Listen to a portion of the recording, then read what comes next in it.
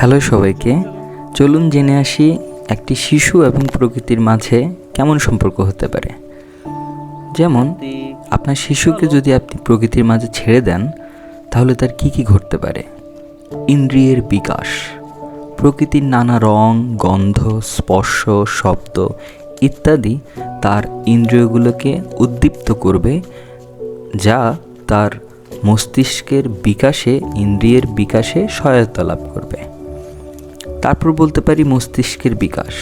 খোলা প্রকৃতির মাঝে বিভিন্ন কিছু আবিষ্কারের মাধ্যমে শিশুর কৌতূহল ও শেখার আগ্রহ বাড়ে, যা মস্তিষ্কের গঠন ও কার্যক্ষমতা বৃদ্ধিতে সহায়তা করে।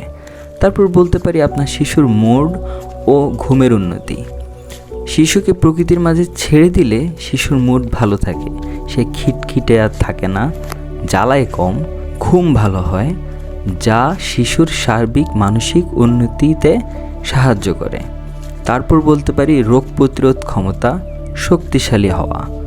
মাটি, গাছপালা ও বাইরের পরিবেশের সংস্পর্শে এলে শিশুর দেহে প্রাকৃতিকভাবেই রোগ প্রতিরোধ ক্ষমতার যে ব্যবস্থা তা আপনা আপনি গড়ে ওঠে। তো এভাবেই আপনি আপনার শিশুকে বাইরে ঘুরতে দেবেন। ধন্যবাদ।